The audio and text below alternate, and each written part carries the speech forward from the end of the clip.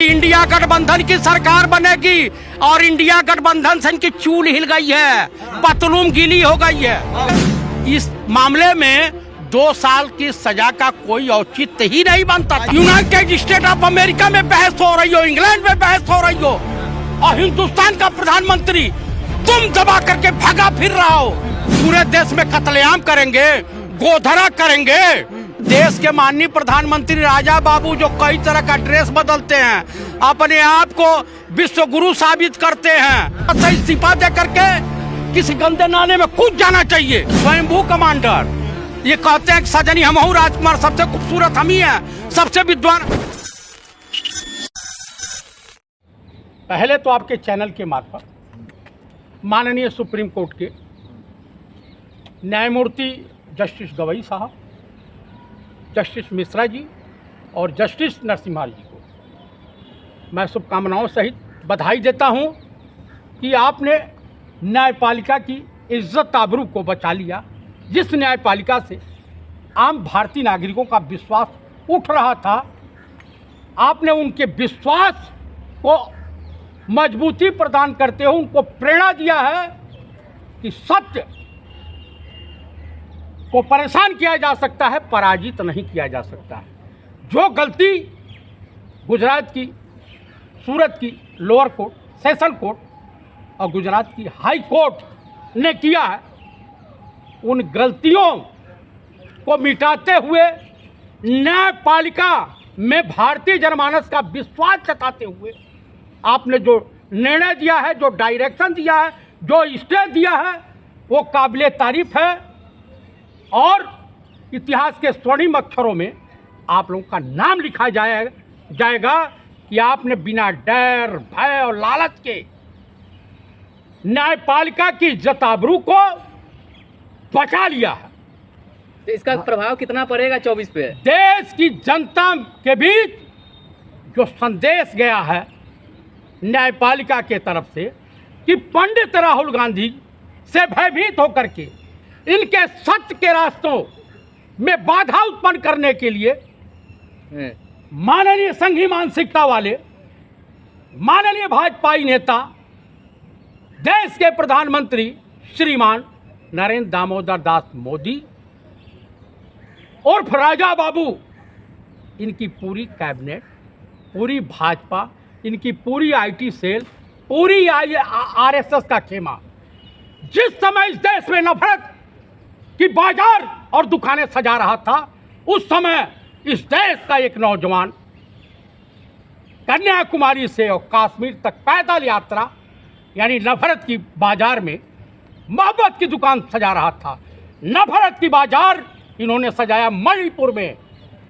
जब वहां से मन नहीं भरा तो 2024 के चुनाव को प्रभावित करने के लिए आरएसएस और बीजेपी के गुंडों ने हरियाणा में उत्पात मचाया। इसके बाद कहां कहां मचाएंगे, ईश्वर मालिक है। इस देश में किस तरह की नफरत की आग फैलेगी। लेकिन मैं हरियाणा के किसान नेताओं और जाट बिरादरी को की भूर भूर प्रशंसा करता हूं कि उन्होंने बजरंग दल वालों का और हरियाणा में शांति के लिए अपने बच्चों को मैदान में उतार दिया कि इन आतताइयों से मुकाबला समस्त हरियाणा का जाट समाज हो, ब्राह्मण समाज हो या कोई समाज हो, इन अनाताताइयों का मुकाबला करेगा।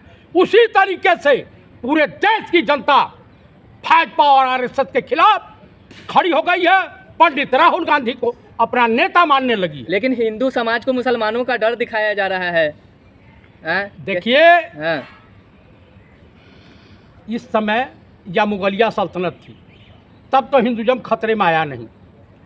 देश का प्रधानमंत्री हिंदू, देश का रक्षा मंत्री छत्री श्रोमण राजनाथ सिंह, देश की जो वित्त मंत्री हिंदू, देश का गृह मंत्री जैनी, आप बता दीजिए, और देश की राष्ट्रपति भी हिंदू।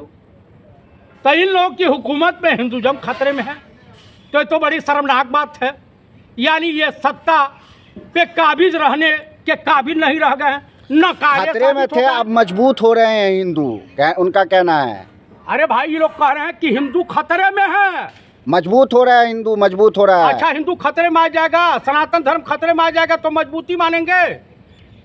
पहले खतरे में थे, अब मजबूत हो रहे हैं। कैसे मजबूत हो रहे हैं? अब बताइए ना, भाजपा की सरकार है, डबल इंजन की सरकार चल रही है। इस देश का नौजवान हाँ, जो है भिखारियों के लाइन में खड़ा हो गया। इस देश की 80% आबादी 5 किलो राशन पर जीवित है। इस देश की महिलाओं की इज्जत आबरू सरेआम लूटी जा रही है। आपको मणिपुर का एक नज़ारा देखने को मिला था। उत्तर प्रदेश में आपको अभी पिछले साल देखने को मिला था हाथरस वाला। तमाम तरह की जो घटनाएं हो रही हैं, तो तनिको लज्जा नहीं आती? मणिपुर में या हरियाणा में कांग्रेस की सरकार है, तो क्या इसके लिए पंडित नेहरू, हरियाणा हिंसा का मास्टरमाइंड कौन है फिर?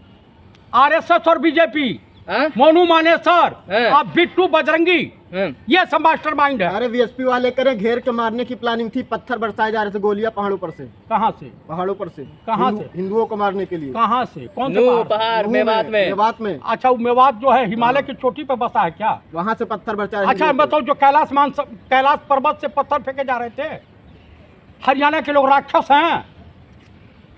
जब कांवड़ यात्रा निकली थी तो वही मेवात के लोग केले या फल फूल बांट रहे थे, तब तो कोई दंगा फसाद नहीं हुआ। और इसके बाद ही पत्थर फेंकने लगे। गजब है की बात। सुधीर कैसे चौधरी हुआ कह ये? रहे हैं कि सुधीर चौधरी कह रहे हैं कि वहां सुधीर पे चौधरी दलाली में तिहाड़ जेल में बंद था, उसको तिहाड़ी चौधरी कहा जाता है। हाँ। वो दलाल है, पत्रकारिता के नाम पे कलंक है। कह रहे वहां पुलिस घुस नहीं सकती, वहां दंगाइयों का अड्डा है। तो वहां के मुख्यमंत्री को चुल्लू भर पानी में डूब के मर जाना चाहिए। तुम सत्ता किस लिए कर रहे हो? ये हरियाणा की पुलिस फोर्स को बदनाम कर रहे हो। मुख्यमंत्री जी कह रहे हैं, जब उनसे सुरक्षा की बात कही गई तो कह रहे हैं कि 2.7 करोड़ की आबादी है, 60,000 जवान है, सबकी सुरक्षा नहीं की जा सकती। अच्छा, हाँ। इसका मतलब दंगा फसाद होने दो, पुलिस हाथ पे हाथ धर के बैठी रहे। इस एक्शन बात के चुने हुए नेता हो, अगर थोड़ी शर्म बची हो तो इस्तीफा दे दो। यह कहने से छुटकारा मिलेगा? देश में 140 करोड़ की आबादी है, देश की जनता असुरक्षित महसूस करेगी।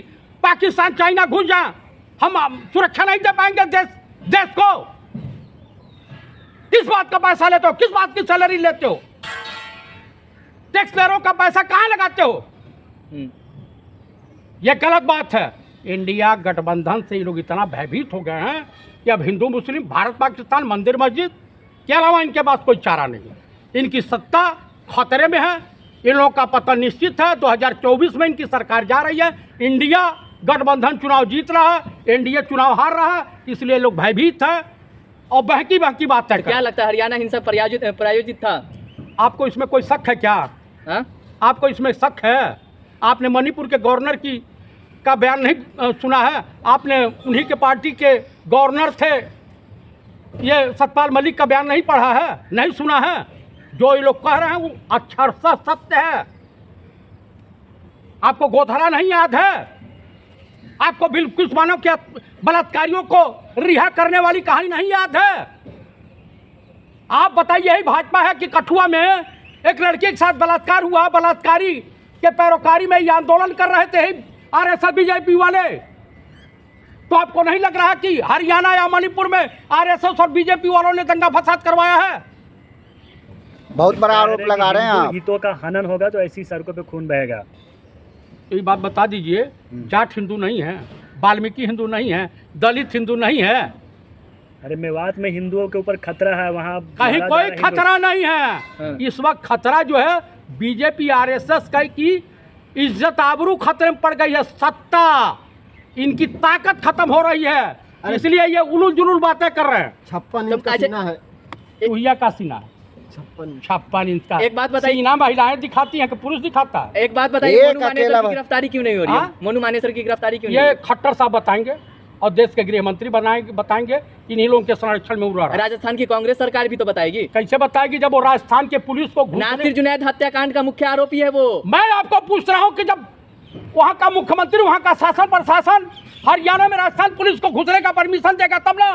जब देते ही नहीं है सब, तो कहां से घुसेगी? ये जो है ईडी है क्या कि हर जगह घुस जाएगी? अरे हरियाणा के गृह मंत्री कह रहे हैं कि उनका कोई मोनू मानेसर का कोई रोल नहीं है, अभी तक कोई सबूत नहीं मिला है। हरियाणा के गृह मंत्री अनिल विज है ना, वो भी उसी के जुड़वा भाई है, उन्हीं से मिली किसके जुड़वा भाई किसके हैं? जुड़वा भाई हैं? मोनू मानेसर के सरगना है। मोनू मानेसर के? और क्या क्या कहना चाह रहे हैं आखिर आप? मैं जो कहना चाह रहा हूँ, कैसे आपने कह दिया, हाँ। वो वीडियो बनाता हुआ अपराधी, दुर्दांत अपराधी घूम रहा है, और जो बिट्टू बजरंगी घूम रहा है, बयान पे बयान दे रहा है, और आपकी हरियाणा पुलिस वो आप परमिशन नहीं देंगे अपराधियों को गिरफ्तार करने के लिए? अंडरग्राउंड चल रहा है पुलिस की नजर में। हाँ? पुलिस की नजर में अंडरग्राउंड चल रहा है मोनू मानेसर। ये बताइए, पृथ्वी पे है कि उसको आसमान, लेकिन मीडिया को इंटरव्यू दे रहा है। हाँ, हाँ। हरियाणा पुलिस को मिल नहीं रहा, हाँ। हरियाणा की सरकार को मिल नहीं रहा। वो अरे गजबे का झूठ बोल रहे हो। अरे हरियाणा जला दो, उत्तर प्रदेश जला दो, बिहार जला दो, पूरा हिंदुस्तान जलाओ ना। अच्छा एक बात बताइए, अब एनडीए में 38 दल है, 26 दल मिलकर कैसे मुकाबला करिएगा उनका? ए महाराज, हाँ। ऐसा है, उनके पास जो है चाचा भतीजे की पार्टी, बाप बेटे की पार्टी, चट्टी चौराहे की पार्टी, चोरू चक्कों का दल, यही तो है। हाँ। उनके वहाँ ऐसी वॉशिंग मशीन है एनडीए में कि तमाम भ्रष्टाचारी, बलात्कारी, व्यभिचारी, दुराचारी, देशद्रोही सब उसमें धुल करके पक्के हुए 70,000 करोड़ का भी जो फ्रॉड जो है उसमें आ जाएगा। अंत में मैं देशवासियों से यही अपील करूंगा, आप लोगों के चैनल के मार्फत, देशवासियों, भाजपा और आरएसएस के असली चेहरों को पहचानिए। ना ये हिंदुओं की हितैषी हैं, ना मुसलमानों की हितैषी बेमिसाल बता रहे हैं, हैं। ना सिखों की हितैषी हैं। किसान आंदोलन में 700 किसान मर गए, सब हिंदू थे, लेकिन देश के प्रधानमंत्री को तानी को तरस नहीं आया। देश की गोल्ड मेडलिस्ट बेटियां यहाँ धरना देती रही और उनको जो है जूते चप्पल से घिसरा करके यहाँ से भगा दिया गया, पीट पाट करके।